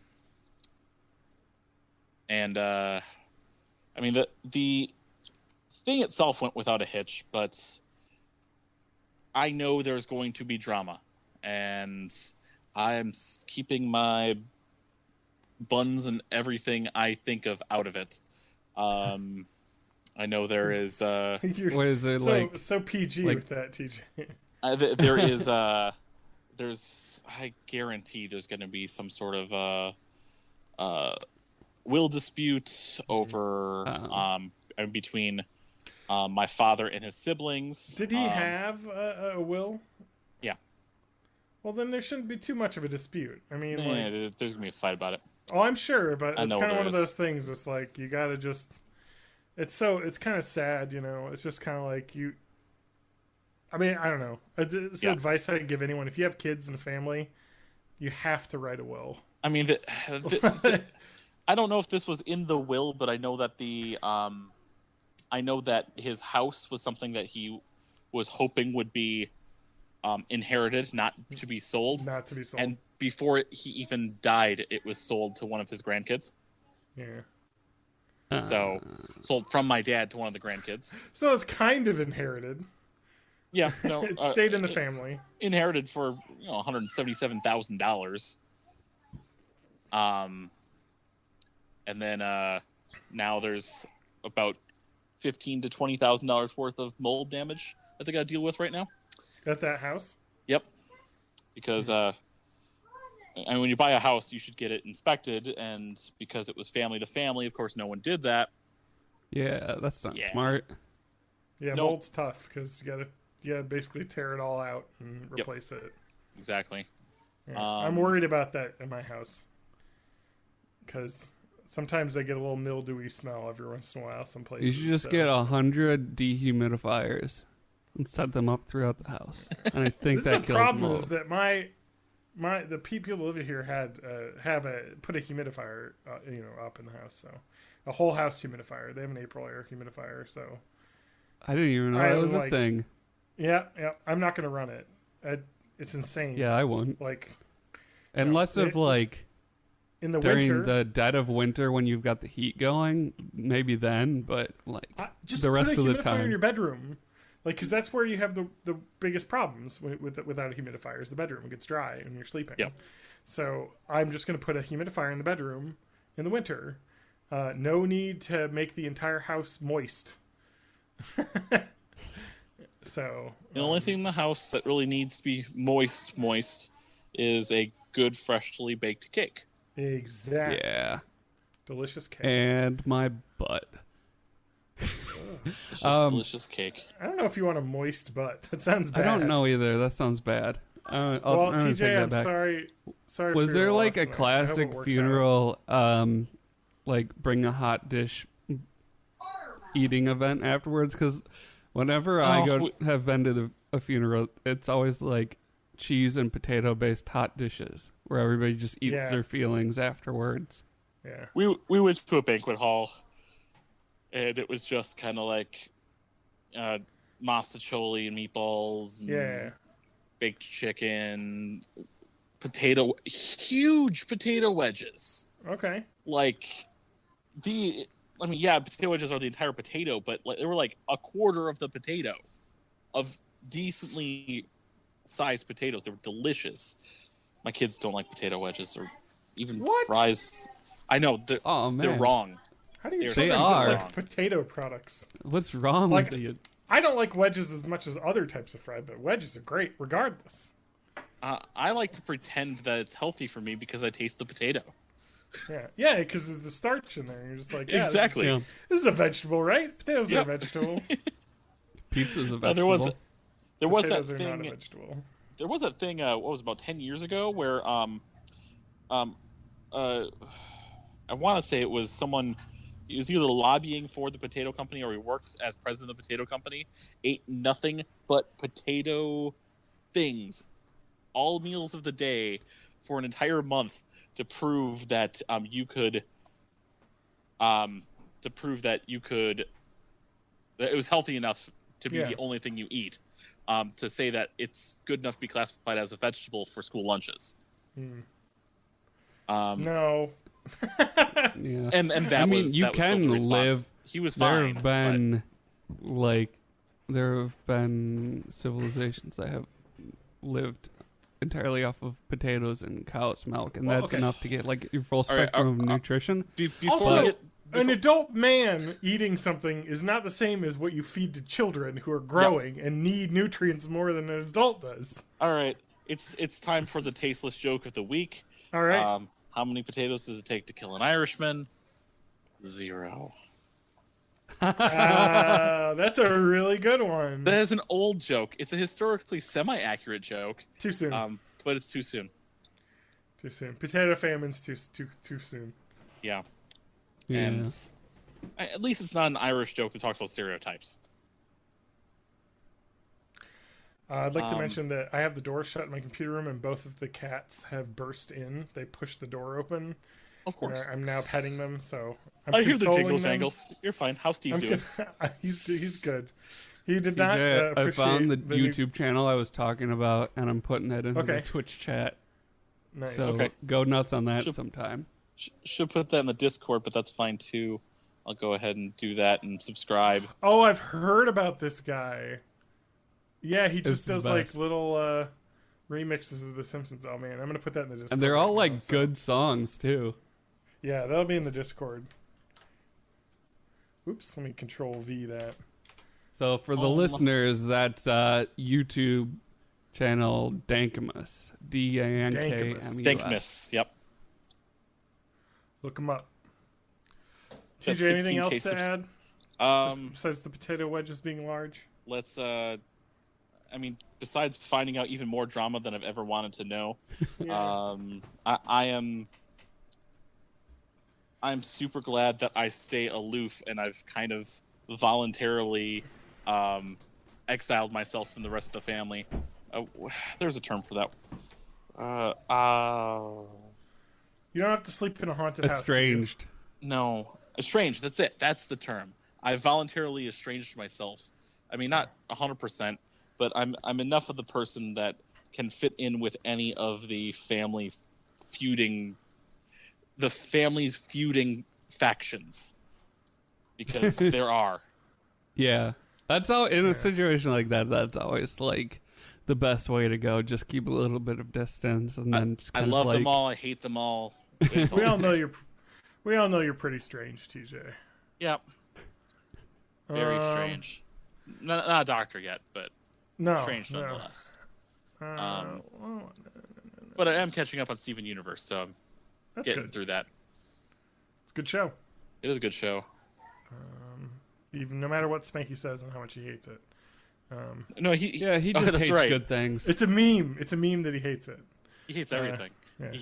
He saw a number of episodes and he noped out of there. Even though every episode is, well, except for one so far, but every episode is 10 minutes long. Yeah, they're the Cartoon Network, like 2 episodes a half hour kind of thing. Okay, let's get to it, boys. All right, what are we the getting otter to? in the room. Oh yes. So we talked about. I still have it up. No, we talked about transcribing podcasts, for posterity, and we're talking about. So I looked into this, and there was Amazon Web Services would do it, and they were charging like 0.0004 cents per minute. So like a 2-hour thing would be like $2 or something like that, or maybe it was like that per second. Anyway, It was like $1 an hour basically, so not that prohibitively expensive. But I could not figure out how to use it because Amazon Web Services is really weird. I guess it was you were only able to link to things that you had hosted on their web services. So and we're not on there. I could probably look up how to do that because there's like a free tier, so I'm assuming you can just do that. But anyway, I also found an app called Otter.ai, which is 100% free, and it's their own AI algorithm for transcribing text to speech. And I'm going to read to you the keywords of the episode of Born in the 80s that I had transcribed by the AI. Before we do that, I'm Yep. going to go to the Born in the 80s page, and we're going to pull up the official description, and Okay. then we'll do the keywords to see how close is it. Okay, yeah, the official description. And check out the keywords on borninthE80s.net that I put in there. Oh, no, not that one. Not that one. We don't have the .com. It's episode 36. Yeah, the .com was taken, but the .net wasn't. And It says the it's available to sell. Yeah, but So the right .com's being squatted on by someone who wants money, so... Yeah, like a decent amount of money. Yeah, it's That's hundreds. episode 36. How good is our search? Decent, actually. It is. It's real good. Oh, so episode 6 is the Maltese something. Yes. All right, so 36. episode 36 is Maltese something. Our description for it, well, this is before me, but it's fine. You're part of it now. This is part of my baby. I was still kind of on the show. I had a comment in episode 7. You strained to hear the noise coming over the countertop. Had Joe DeBella's mob goon struck again? You could hear the struggle out in the hallway. Was that poor Adam, the peg-leg janitor, being ruthlessly beaten and left for dead? The muffled shouting and beating noises subside, and you ready yourself for the coming gunfight. John, nestled behind his chemistry apparatus, lay huddled in fear. You, Lance, private investigator, are the only thing between the mob and the Maltese something. We had a couple links here, and then you actually have some tags here, which was Bad Cartoons, Birdo, Bleep Lips, Maltese, Noir, Pegleg Adam, and Super Mario Brothers. Okay. Let's talk about this. Welcome to Born in the 80s episode. Byte_36.mp3 was taken by Otter AI and given the keywords movie, good, watch, Adam, dude, episode, point, shirt, man, Batman, 40s, woman, thought, face, true, kind, bear, Lance, garbage, leg. You know who's not there? John. What? I know. It's all about Lance and Adam in this one. Well, because you only say your name once, and how often do they say their names or say your name? Exactly. Yeah, they don't need to. They know me. I like that you did the intro before. I mean, I'm just gonna, as the host, and I'm sure I said this back in the day. I'll say, "Welcome to Born in the 80s, episode 36. I'm your host, John Rowe. I'm joined by my co-host Adam Ham, and our guest for another week in a row, Lance GoCoin." I know you always like me to say your name. You don't have to gesture. I've learned by now. It's a learned behavior. Huh, yes. Yeah, so Lance is on his third week in a row. Fourth part and 4.04. And I think the really cool thing about the Otter.ai is that you can click a thing and I think it'll play the audio that it clipped out and then you can correct it. Yeah. Yes, it will do it a word by word too, so you can go through and then. Yep. So you can get Take it care all. of that. So it's actually a pretty neat free service if you ever want to try it out. This is a free ad for them. So but it's can actually you, like, pretty good. Download this? Yeah. Or you can just go on their website, otter.ai, and sign up. I'm assuming they have privacy settings that they scrub all of the words from you for like updating their learning algorithm. I don't care too much. Were you guys talking about Tyler at the beginning of this? Yes, yes, we were, and I would like to read some of this. I was hoping I was going to see Matt if he could figure out who this was based on his time. But let me just say this: I was talking about a guest we were going to have soon, and let me just say this. Honestly, I don't know if he does a lot of puppetry, but he's the public guy. Everyone always talks about him, and he's got lots of puppets, and he does puppeteering stuff. This D-gang stuff. He's in a touring comedy show with the puppets. No, he does the puppets on the side. Puppets are of a passion project, so he does the comedy to pay the bills. Here is this ad at various nightclubs around the States. And around they go into like nightclubs and do their little... You telling me there's a nightclub somewhere around here where there's an EJ and I haven't been that DJ comedy and they do this like skits where they were like and stuff, and they're like, ooh.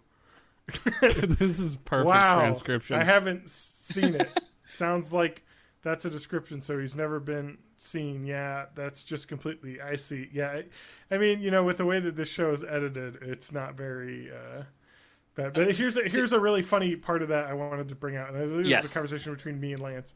But and this is an idea Lance had for strip clubs and how to increase their business. Yes. When you go to the strip club, they're already scantily clad. It's true. I like to see every day, yeah, woman, why? Or, yeah, woman. Why don't strippers come out dressed up like in clothes or not like a library costume to second act like it's like, oh, good, it's Steve, yeah. And she's got to check these books, at least the top. Yeah, of course, she got like change or something. You see your ticket top off. Oh, you take her top off. And then she works for the plot of the strip show. Comedy show saying, I think that's not enough clothes and stripping. I agree. I mean, honestly, they come out with like tassels and yeah, really? Yeah, so, it's like I can already we say like a lot, huh? Yeah. Or at least that's where you got that review on iTunes. So what he's describing here is burlesque, basically. I know. Yes, exactly.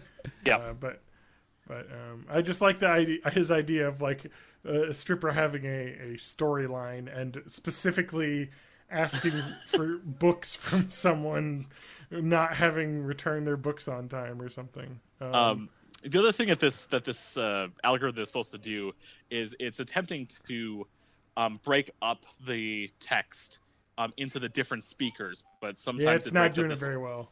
It sometimes breaks up into the same speakers. If let's say all of us had access to this, we'd be able to work into it, and we can we can put the right speakers with the right speech. All right, I'm going to tell you a description of Summerfest that I don't know who said this. Let's see here. Yeah, he's been in Silverfest for like 30 place. That you can drink outside and watch Devo, and then walk like 400 feet and see Tom Petty like singing, and then drink like 5 beers on the way. It's pretty good. I don't want to see Devo in the daylight though. When go.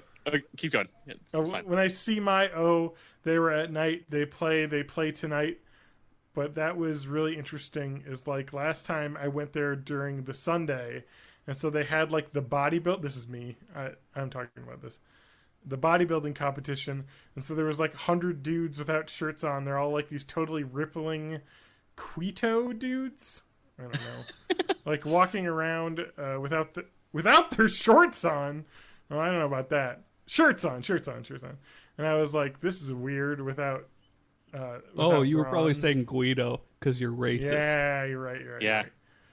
Well, not only that, though, the crowd was mixed of the bronze, like Hulk, like hunk dudes that were going to do bodybuilding, and Rush was also headlining that night. So you had a mixture of the Rush fan, which I guess would be wearing a Rush shirt, like the eagle, but the owl swooping down from the moon T-shirt, a ponytail, obviously probably about 40 pounds overweight, and it's got a baseball hat on that's like not curved. And anyway, it's voices. This is the typical Rush fan I'm talking about here. Oh. The Rush fan doesn't have a hat. The Rush fan has a visor. Oh, yes, visor. Not a poker one either. Like the one that was given to you at some point as part of a promotion. Yeah. Oh, man. Anyway, that was me. I've got a good Lanceism here. That's classic Born in the 80s. Okay. All of these dudes, okay, by wearing the scarf indoors, and that's true. It's true class move. Blessed in my artistic or eternal turtleneck. You wear a turtleneck, never looks good. And turtlenecks, though, I'm just saying, black dudes. Now, sorry, dude, black dude without a turtle over this. Even white guys can pull off turtleneck. That sounds like a Lance thing to say. Is about turtleneck sucking. Yeah. I don't think everyone would be involved with. Oh well, Russians. Maybe that Russian dude sits in fact. The Doors free James Bond has been selected. They made them their true. That's true, and they said Daniel Craig. You pass the turtleneck. It's no one can pass a turtleneck. What are you talking about? Oh man, I'm excited to go through this and like have it edited. All right, let's see here. I just imagine the coolest dude ever. Not in this head to like dude, or what song was that? It's like do. Yeah. But yeah. Okay, I got another one here. This is, I believe, me saying something and Lance responding. I put this one on our Discord. So Voltron was that man. Oh my God! Stop, Jesus! What? Straight on. Go for something. Gold. Voltron. That people listen. Okay, sorry, Lance. You asked for a topic. Your mouth. Let's hear him out. Voltron. Say, if I get 2 sentences, was that originally Japanese? Yes. Once I answered that question, continue or not. Holy, and then it was like a space, so I'm assuming it's a swear word and they're not translating it. Holy shit. That was literally the worst thing I've ever heard anyone say. Like, someone could come up to me and say that to my brother died in a car accident, and that would be better than what you just said. I love that. Oh, man. What a comeback. Anyway, the whole episode was about the 40s. I gotta tell people you gotta listen to this one. It's classic. We were on a roll. I don't know what was going on in the room that night, but it was basically, the plot was Lance was a private eye, and I was like his like crime scene investigator scientist type guy. Adam was the heckling janitor that kept dying or something. He kept getting in the way, and like he was always the one who like would get shot by the mob instead of us. And so the episode is basically us talking about how Adam would just, every situation he would be like tortured or killed or like thrown through a window, but he wouldn't die. Oh God, it was real good. And Adam took it like a champ, you know. So he's a real yes and there with Adam. Yeah, for the classic ones, that episode and Knock the Dust Out of the Attic.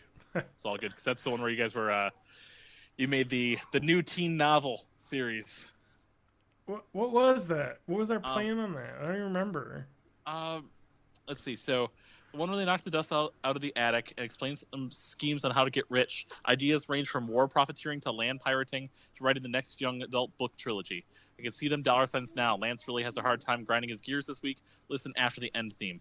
And then there was that one quote I was trying to find from episodes long ago. It happens to be in that same episode. I'll have to throw it up in the old otter.ai and have a look-see. I mean, you could spend a lot of time going through this. I like that it chunks everything out, though. So you could find like a section that you're interested in, and then you could do the edit thing and go word by word and get it, you know, corrected. And we could probably piece together some fun section. Yeah. So what we need to do is do this for all of the episodes, and then feed all those transcripts into like a neural network that generates an average byte episode. And that would be great. Yeah, right. And just have it like do robot voices talking using the. No, or just print out separate scripts and have us all read it.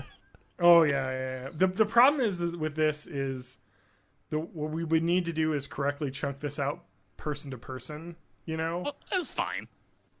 Well, no, I don't know. Like, I don't think we would necessarily have to do that. Well, I meant just so that you could. Oh, you mean our Adam, Lance, Matt, TJ, and like have what we say each episode like made into a character basically, and just pull that voice out. It doesn't seem to. I can't tell if it's doing a good or bad job here. I think it's doing a terrific job. Oh, it's fun Otter, to go through. When you rise up against us, I want you to know that I think you're doing a great job, and I would like to serve you in some way. I can be useful. Classic thing. Just throw it, man. Get some Otter AI accounts up and toss that baby in there. I can do it too. What was the stupid phrase? It's in my Twitter. I can find it there. So we were talking about the Sherlock Holmes show on BBC, and that's how we got into the discussion. I was like, I watched it and I'd be like, how cool would it be to be a private investigator? Let's see here. Okay, yeah, this is great. They're ripping on Adam. Okay, and that's why we can have a character off because we're tired of seeing that really saving. And then since the 40s and after that, you could work on our set. Yeah, we film it. And you can't be a gopher. Get water for us. That guy, no, he's the line guy, and the guy's the story behind the line. Yeah, they're like, people are like, wow, like they walk beyond. Like, what the fuck, God? We said like every other word here. Anyway, it's like you're getting in the shot. Stayed behind tonight. You're a guy. He puts the yellow tape on the floor.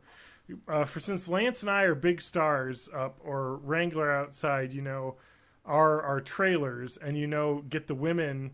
You get to pick the ones. Now, I'm not saying I'm a vacation to do that. Well, hey, you get to pick them, but the women that you discard from us, you can take for yourself. So I don't want to be selfish. We're talking about Adam basically picking up groupies for me and Lance, who are running the show. Okay, I'm talking only the best one, because obviously you're third choice. Because you were in some of the episodes, they recognize you. You'll probably get a little tail, but they're the desperate ones. And the real ones will wait in line at our trailers. Well, you guys got it to beginning, yes, crack or worst. Yeah, crack has not been invented in the rules. There's no cracking talks about the show. So I know the show is from the 40s. Yeah, we're going back in time for this one. Were there Wranglers in the 40s? Hollywood gets you. Crack whores now becomes hoochie. That's true. I'm assuming hooch. Beer, alcohol, running alcohol. Anyway, we talk about how Adam gets shot in the arm at some point too while he's doing that. Anyway, it's great. Otter.ai is a really cool thing. It's kind of a mess to get through. I'm assuming I could probably pay someone to do it for real and like get the different voices down. Yeah, but I'm sure that would probably be expensive. We'll do a Kickstarter. That's probably closer to like $15 to $20 an hour. Although for one episode, that's not too bad. $40. Get someone to do it for us. Can we get a college intern? I know, right? We have enough money, some work experience, and the show fund to probably do it. But I feel like we could probably spend it on something better. Yeah, like tacos or something. Like hosting the show. Like the website. Hosting the audio is $240 a year anyway. Jeez, that doesn't seem worth it. $20 a month. Yeah, I know, right? Thank you to all of our Patreon subscribers. I think we're getting $10 a month right now. So, that's offsetting half that cost right there. That's very useful. It's helpful. But anyway, yeah, I don't know if I have much more to say about this other than reading. I had just a couple choice bits there that I wanted to read, but I think this is definitely a well that we'll come back and draw from again. This seems like there's a lot here. Yeah, I feel maybe like we can clip out some Koozie Chronicles and reread them in AI form. Oh man, that'd be good. Yeah, we also talked about Adam got someone threw acid on his face at some point during a trial, like in I think that's how Two-Face gets burned in Batman. He has acid thrown. And he does that. So, but he's not burned too bad, so he doesn't wear like a mask or anything. Anyway, it was basically us ripping on Adam the entire time, like making him the worst I wonder character. why he's not on the show anymore. Oh, but it was fun. Huh? It was his character in the show. We basically were railroading his character into being this like pathetic Igor like creature. And he did not have any say in it. No, he's playing along though, which is fun. Somebody's got to be the Igor monster. That's TJ right now in our group. Yeah. Totally. I am listening. Where the heck? All right. Well, if you find any other choice things, TJ, feel free to chime in. But I've closed that now. Well, we'll have to find some other stuff. It's the we're not.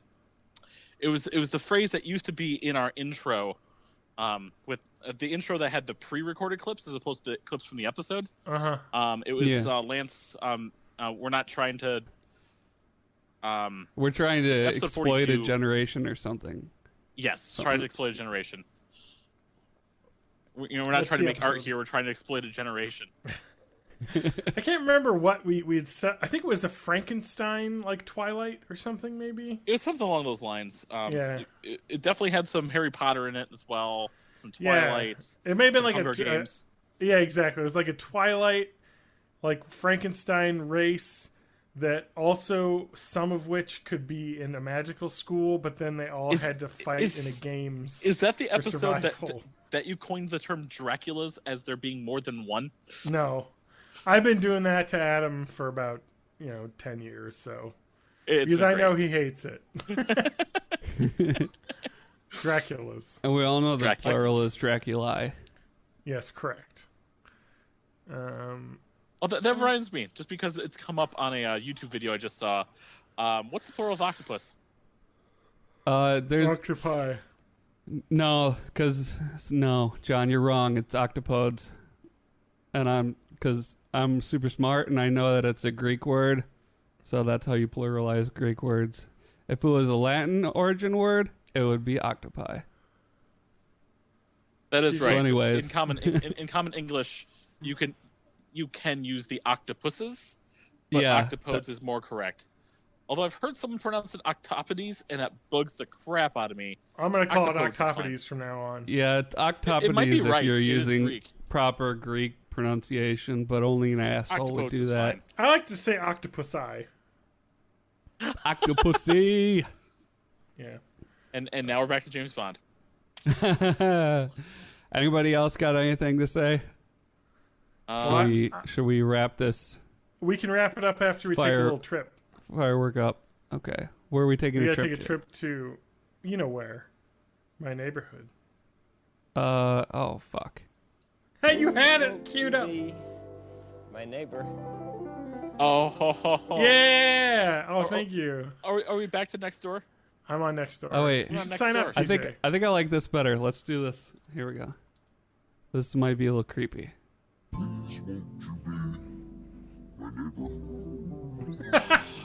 I like it. It's terrifying. That is the Mr. Rogers who comes at you in the night. That's the Mr. Rogers The that one, watched the me Mr. when I Rogers that talks backwards on heavy metal albums. Please won't Yes. you be my neighbor? Okay. Okay, I anyway, think that was the Mr. Rogers who got uploaded into the Matrix while we were we'll do listening some to him free talk. form Mr. Rogers jazz later.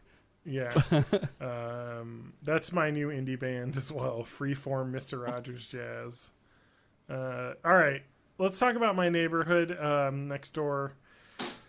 This is one of my favorite things about next door is that you'll just get people ranting about the dumbest shit. And here it is. Pick and Save in Monona, which is a city near where I live in one of my neighborhoods.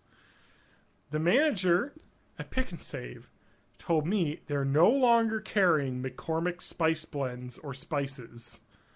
I Son know of in a the big, bitch. I know in the big scope of things, this is minuscule, and there are bigger things to worry about. But it ticks me off every time I go to that store. They've discontinued something I buy on a regular basis, or they're out of something like celery. I wish Cops was back, which is what it was before it was bought by Pick and Save, and then Pick and Save was bought by Kroger's. So, it's all one giant corporation now. I do my big shopping elsewhere, which is cheaper, but it's always a process and takes forever. So I like to go to my local grocery store occasionally, and Pick and Save has really been a disappointment. I know, stupid rant, but I had to get that out there. Wondering if You anybody didn't else really is have to disappointed. get that out there. Disappointed in Pick and Save as well. And this is kind of like the classic thing I always think about this Pick and Save is like it's the closest grocery store and it's there, Yeah, but also it's but they jacked their fucking prices up shit. crazy. well some It's stuff all about that Woodman's now. Woodman's sucks. That's where my It's too life far is. away. It's Pick too and far Save, away. back when it was much smaller chain, used to kind of be the budget grocery store in Wisconsin. But I would like to mention that this post had 63 responses from my neighborhood. What? People just wanted to really rant about this. McCormick only has one good thing anyway, and it's Yeah. their not real bacon bits. Yeah. I also like this mentioning, I love Penzeys Spices, and they're a Wisconsin company over near East Town. They have a store. Yeah, Penzeys Spices is the best. And they're local. I like and they're McCormick great. brand Angel Dust. I don't know what that is. It's a drug. Oh, nice. Do you know that you can buy MSG? I bought MSG to put in stuff. MSG is freaking delicious. It's fucking great. It's an actual man. ingredient. Yeah. And it Monosodium doesn't glutamate. cause migraines. You're all fools. It's a delicious, salty, sugary thing that I always, whenever I make a stir fry or like a casserole, I just put a couple dashes in because it just Sometimes I just snort it. Well, I don't know if I would say on a bathroom that. mirror. Gets you fucked. So they're talking up. about that and Penzies nutmeg. quite a bit because people like to just like fucking talk up how cool they are. Like, I only buy things from Penzies. Anyway, people are just like, People are the worst. yeah. I like Hy-Vee's. I just go to Hy-Vee. Like, it's fine. It's very close.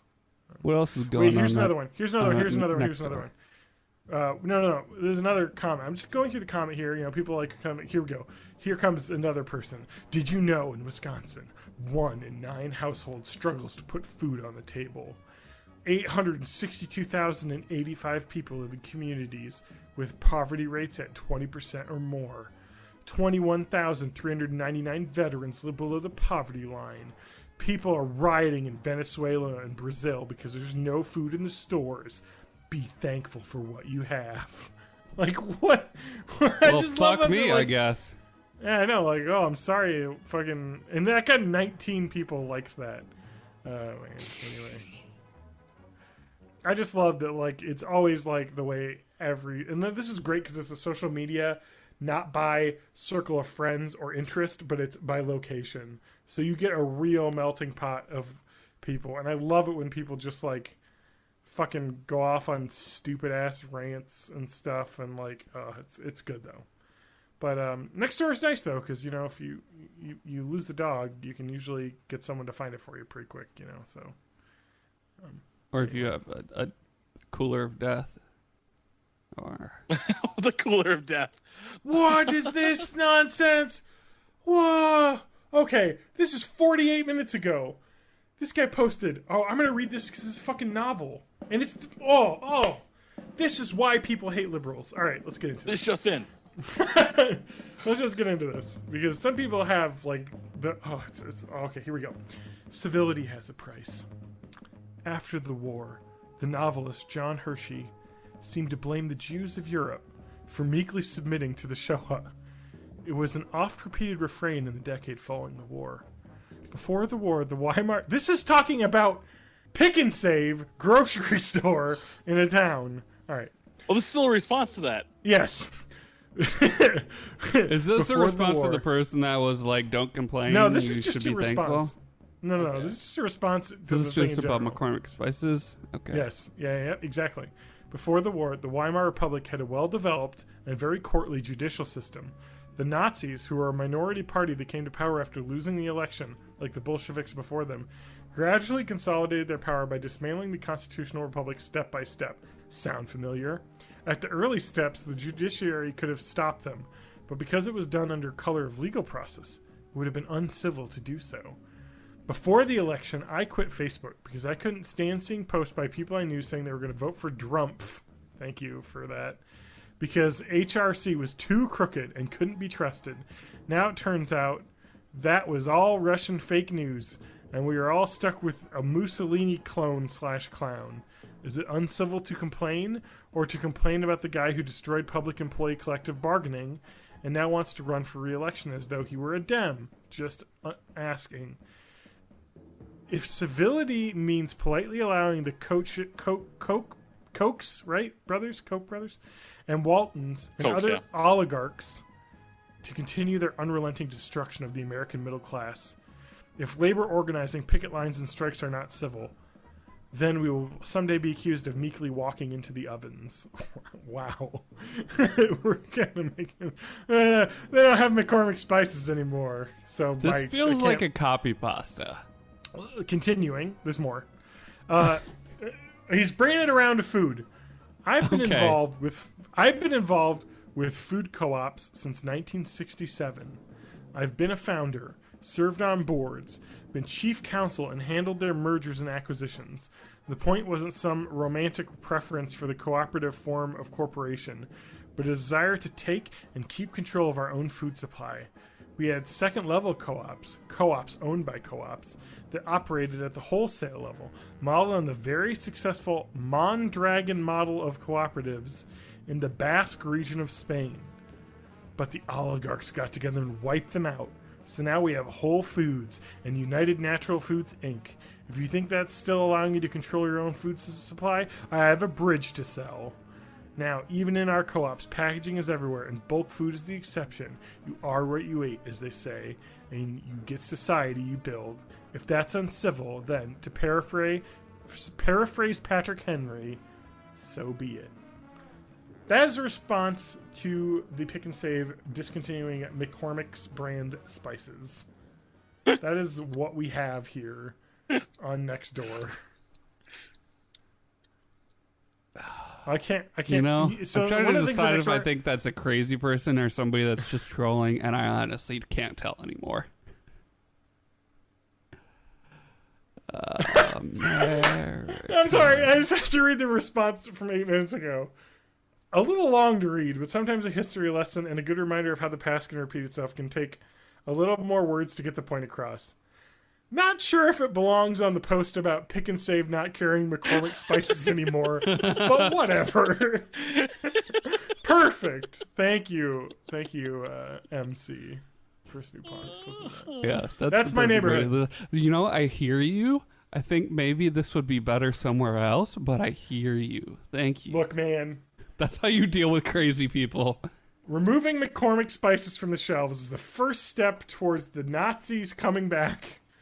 And that's all I need to know from Nextdoor. So, yeah, that person lives near me somewhere. Probably with a bunch of guns. So, I'm going to... And a samurai sword. Yeah, samurai neighbor. Gotta watch out for them. I've met both my neighbors, though, so I don't think they're going to samurai me. But they could. Well, samurai me. It's fine. Oh, good. Awesome. I'm Take cool one with for that. the team. You know, you're the Adam of the Maltese Falcon of this podcast, so you'll take the sword for us, me and Matt. So the title of this one's going Last to be one The in, Maltese first out. TJ. Yeah, the Maltese TJ. That's on lock. That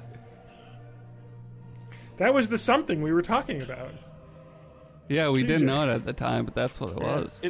It took us 280 episodes to figure that out. That's right.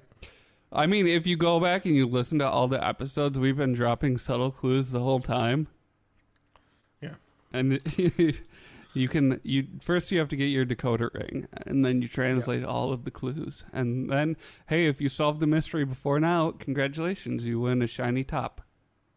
Yeah. Okay, I think we're done. Whew. All right. Well, I'm John_Danger at twitter.com. Of course, you shouldn't follow me anymore. I don't have any more followers. I've been purged, so... The Purge! You can go The to Purge. bornintheeighties.net to find our website where the episodes are posted, or patreon.com. Search Born in the 80s if you want to donate each month. Bytecast@gmail.com. Yep, that's the email. Which we check all the time. I actually have checked it recently, but Anything not cool? in like the last 2 weeks, so maybe some came in. But we never mention it, so Yeah, of course. people don't know to email it. So anyway, or you can just leave a comment on the website and it emails me directly. So Yeah. that's probably a better way. Or you can shout into an empty hallway and we'll hear it. Yeah, actually, what I want you to do if you're listening is find the multi-something episode, take a speaker and point it outside and just play the whole thing. Like, you know, like in college kids on like dorms, will like put the music and point it outside so people have to listen to their shitty John Mayer or whatever the fuck Jack Johnson they're listening to while they're walking around. Make the college campuses great again. Play Born in the 80s loud. Or if there's like a TP USA, like Turning Point USA, like fucking gathering, just get a fucking boombox, like over the arm style, like fucking, like back in the 80s, you know, like Born in the 80s style. Yeah. And blast that shit. You know, drown If you them happen to out. manage a local pick and save, play it on the PA system. That's right. Or else the Nazis will get you. Okay, apparently. Exactly. Freedom dies in darkness, John. Yeah. Anyways, you can Democracy follow dies me in on, subscribe to me on YouTube at Matt Haig Music, MATTHAAG Music. Because more stuff's coming. Eventually I'll get back to doing proper videos and stuff too. Yeah. I'm TJ. Yeah. That's at MayofMay84 on Twitter, at MayofMay everywhere else. Go ahead and stalk me. Please don't stalk me, but just come say hi. And while you're doing that, also join our Discord, also on the website at bornintheeighties.net. Click that link. Go ahead and talk to us. I talk back sometimes. And if you want something else to listen to, 2 episodes I'm going to recommend right now. One from back last year is a Saturday Night Bite, episode 6, Jugs and Bags. As well Was that as about the Juggalos gathering of? oh no, it's talking about Yes, no, I know what it's talking about. Listen to the Gallons. episode. yeah, it's gallons of something. Yeah. And then if I want to go way back to 2013, Born in the 80s, episode 82, Joe Cool Ice, which Tyler brings a lady friend, formerly Tyler, I'm sorry, it's Mercury now. Yep. But he brings a lady friend, possibly more debauched than he. That was a weird episode. Yep. We've been on some Why did journeys, Tyler- huh? Why did Mercury bring that guest? Just some random person he knew. Was she just riding with him that day? I think so. Like, it was just like, here's a friend of mine. Yeah, I mean, that was like pre-Tinder, so it probably wasn't that, right? I don't know. Yeah, who knows what they were doing together. But anyway, let's not worry about it. Well, bye, everybody. Bye-bye. Later, dudes.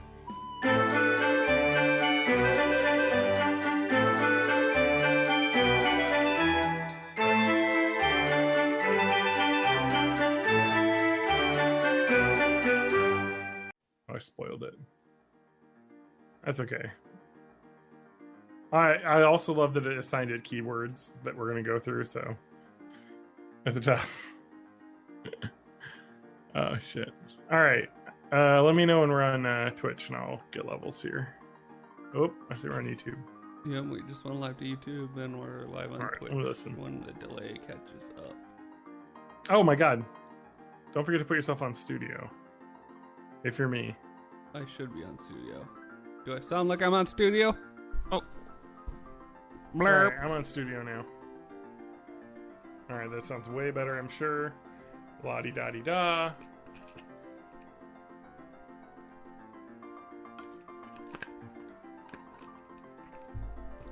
I have questions, but I'll save them for the show.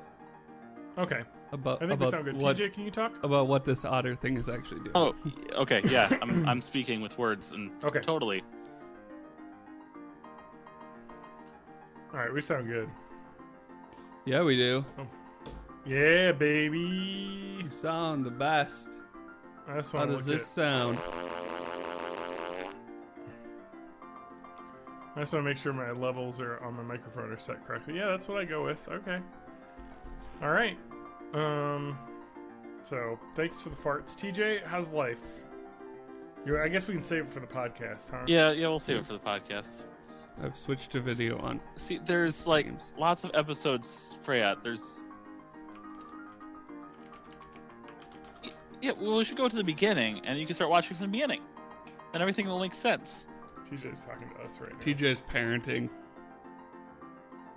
I have a Yes, thing. it'll I be have a all thing the to same parent ones. now, Matt.